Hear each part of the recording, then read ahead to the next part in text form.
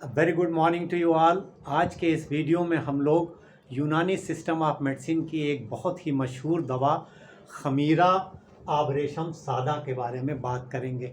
बहुत इम्पॉर्टेंट दवा है, हज़ारों साल से इसका इस्तेमाल होता रहा है। तो हम लोग बात करेंगे कि खमीरा क्या होता है, इसको खमीरा क्यों कहते हैं और इसका नाम खमीरा आबरेशम सादा क्यों है। मैंने एक वीडियो भी बनाया था खमीरा बनफशा पे। उस वक्त मैंने आपको बताया था कि यूनानी में खमीरा कौन सी दवा कहलाती है।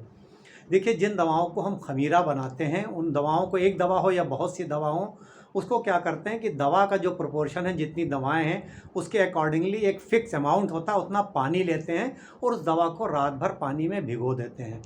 नेक्स्ट मॉर्निंग में उसको हम लोग उबालते हैं, जो शांदा उसका या डिकॉक्सन तैयार करते हैं, फिर उसको छान लेते हैं और उसके बाद चीनी या शहद जो भी वहाँ इस्तेमाल हो रहा हो उसकी चाशनी बनाते हैं और उसमें उस दवा का मिला के एक सेमी सॉलिड प्रिपरेशन तैयार करते हैं।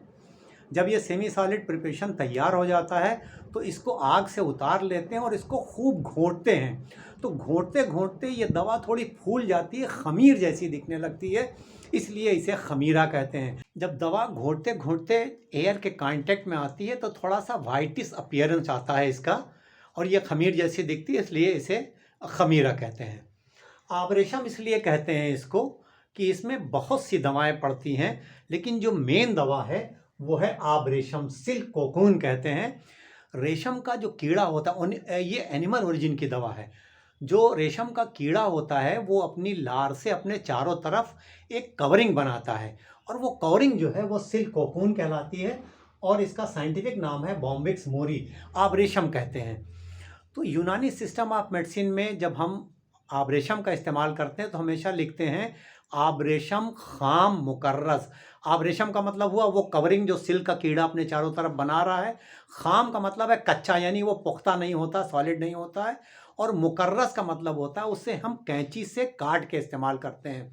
कैंची से इसलिए काट के इस्तेमाल करते हैं कि वो साफ़ हो जाए और उसमें कीड़ा रहने की कोई गुंजाइश ना हो। तो मेन दवा चूँकि आबरेशम है इसलिए ये आबरेशम कहलाता है। सादा इसलिए कहलाता है कि खमीरा आबरेशम के नाम से कई दवाएं बनती हैं। एक बहुत मशहूर दवा है खमीरा आबरेशम हकीम अरशद वाला। एक दवा है खमीरा आबरेशम आबरेशम शीर उन्नाब वाला। एक दवा है खमीरा आबरेशम ऊद मस्तगी वाला। तो ये सब दवाएं, इसमें सब में आबरेशम पड़ता है, लेकिन अलग अलग कॉन्स्टिट्यूएंट्स हैं, इसलिए उनके अलग अलग नाम हैं। तो इस दवा में इसको सादा कहते हैं कि इसके जो कॉन्स्टिट्यूएंट्स हैं वो दूसरी दवाओं से अलग हैं, तो इसको अलग पहचाना जा सके, तो इसलिए खमीरा कहते हैं इसे। आबरेशम चूँकि मेन कॉन्स्टिट्यूएंट है और इसे सादा कहते हैं। आबरेशम के अलावा इसमें और बहुत सी दवाएं हैं। एक बहुत इंपॉर्टेंट दवा पड़ती है जिसे हम कहते हैं गाउजुआ।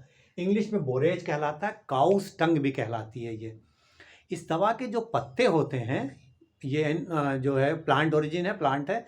इसके पत्ते जो हैं उसकी शक्ल गाय की ज़बान जैसी होती है।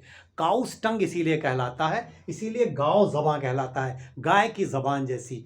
तो इस दवा के पत्ते भी इस्तेमाल होते हैं और इसके फूल भी इस्तेमाल होते हैं, जिसे हम गुले गाउजुआ कहते हैं। बड़े खूबसूरत इसके फूल होते हैं और बहुत सी कंट्रीज़ में ऑर्नामेंटल प्लांट के तौर पर भी इस्तेमाल होता है। इसके अलावा इसके अंदर बेसिल सीड्स हैं, जिसे तुख्म रेहां हम कहते हैं, और कई दवाएं हैं, बहुत सी दवाएं पड़ती हैं, लेकिन मेन दवा जो है वो आबरेशम है, सिल्क कोकून है, इसलिए हम इसे खमीरा आबरेशम सादा कहते हैं। तो अब हम लोग इस दवा के फ़ायदों को समझने की कोशिश करेंगे कि इस दवा को क्या क्या इसके फ़ायदे हैं, कितना इस्तेमाल करना है, कैसे इस्तेमाल करना है और कौन से वो लोग हैं जिन्हें इस दवा का इस्तेमाल नहीं करना है। जहाँ तक खमीरा आबरेशम सादा के फ़ायदों की बात है तो यूनानी सिस्टम ऑफ मेडिसिन में इसको मुक़व्वी आज़ाए रईसा कहा गया है।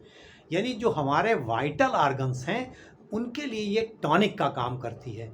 वाइटल आर्गन कौन कौन से हैं? हमारा ब्रेन है, हार्ट, लंग्स, लीवर, किडनी, इन सब को ताकत देती है, टॉनिक का काम करती है। और जब हमारे वाइटल आर्गन्स, जो इम्पॉर्टेंट आर्गन्स हैं, वो ठीक रहेंगे तो हमारी सेहत बहुत अच्छी रहेगी। ख़ास तौर पर इसका इस्तेमाल कार्डियक टॉनिक के तौर पर होता है, हमारे दिल को ताकत देती है, जो उलझन, घबराहट, बेचैनी है उसको दूर करती है। बहुत से लोग ऐसे हैं, ज़रा सी कोई बात सुनी तो बड़ा घबरा जाते हैं, उनका दिल बड़ा तेज़ तेज़ धड़कने लगता है, जिसे पैल्पिटेशन कहते हैं। हार्ट बीट उनकी बहुत बढ़ जाती है। ऐसे लोगों के लिए इस खमीरे का इस्तेमाल बहुत फ़ायदेमंद साबित होता है। तो अपने दिल को बहुत अच्छा रखने के लिए, मज़बूत रखने के लिए, और इस तरह की अगर घबराहट, उलझन, बेचैनी वाली परेशानी है तो उसको दूर करने के लिए ये खमीरा बहुत बेहतर है। इसके अलावा ये ब्रेन टॉनिक के तौर पर भी काम करता है। तो जो लोग दिमागी काम करने वाले हैं, जो ऑफिस वर्क कर रहे हैं, बच्चे हैं पढ़ने वाले, उन सब के लिए ब्रेन टॉनिक के तौर पर इसका इस्तेमाल बहुत फ़ायदेमंद है। आपके दिमाग को ताकत देता है, याददाश्त को बढ़ाता है। तो दिमाग की टॉनिक के तौर पर इसका इस्तेमाल बहुत बेहतर है। इसके अलावा इस खमीरे का इस्तेमाल हमारी आँखों की रोशनी को प्रोटेक्ट करने के लिए भी बहुत बेहतर है। विज़न को इम्प्रूव करता है। आजकल जो स्क्रीन टाइम बहुत बढ़ गया है, कंप्यूटर पे, मोबाइल पे, लैपटॉप पे ज़्यादा वक्त हम लोग दे रहे हैं, उसकी वजह से आँखों को बहुत नुकसान होता है और लोगों को बहुत जल्दी चश्मा लग जा रहा है और जल्दी जल्दी चश्मे का नंबर बढ़ रहा है। अगर आपको बहुत जल्दी चश्मा लग गया है, उसका नंबर जल्दी जल्दी बढ़ रहा है, तो उस जो नंबर बार बार जल्दी बढ़ रहा है उसको रोकने में यह खमीरा मदद कर सकता है। तो ओवरऑल हमारी आँखों की हेल्थ के लिए बहुत बेहतर है खमीरे का इस्तेमाल। तो ये खमीरा कितना इस्तेमाल करना है और कैसे इस्तेमाल करना है? देखिए, सारे लोग इसका इस्तेमाल कर सकते हैं, सबके लिए सेफ़ है। बड़े कर सकते हैं, बच्चे कर सकते हैं, महिलाएं और पुरुष सब कर सकते हैं। जो वयस्क लोग हैं, एडल्ट हैं, उनके लिए 5 to 6 ग्राम, यानी चाय वाला हमारा जो चम्मच है 1 टीस्पून, 1 चम्मच चाय वाले चम्मच से हम सुबह इसको इस्तेमाल कर सकते हैं और ज़रूरत है तो शाम को भी कर सकते हैं, 2 टाइम भी किया जा सकता है। वैसे 1 टाइम इस्तेमाल बेहतर है। सुबह हम नाश्ते से पहले भी, यानी खाली पेट में भी कर सकते हैं, नाश्ते के बाद कर सकते हैं, खाने के बाद भी थोड़ी देर के बाद, 1 आध घंटे के बाद किया जा सकता है। पानी से इसका इस्तेमाल किया जा सकता है, सादे पानी से ही, या दूध के साथ भी हम इसका इस्तेमाल कर सकते हैं। बच्चों में उनकी एज के अनुसार इसकी डोज कम की जा सकती है, हाफ टी स्पून कर सकते हैं या और उससे कम कर सकते हैं। और बेहतर वक्त ये है कि अब जब वो सुबह स्कूल जा रहे हैं, अगर उस टाइम वो दूध पीते हैं तो थोड़ा सा ये खमीरा खिला के ऊपर से दूध पिलाया जा सकता है। इसका टेस्ट भी बेहतर है। तो बच्चों के लिए वो वक्त बहुत बेहतर है और उनको ओवरऑल उनके प्रोटेक्शन के लिए, दिल के, दिमाग के लिए, आँखों के लिए, सबके लिए बेहतर है। किन लोगों को नहीं इस्तेमाल करना है? सारे लोगों के लिए, जैसे मैंने बताया, सेफ़ है, लेकिन अगर आप डायबिटिक हैं, आपकी शुगर लेवल बढ़ी रहती है, तो आपको इसका इस्तेमाल नहीं करना है, क्योंकि इसमें शक्कर पड़ती, चीनी पड़ती है।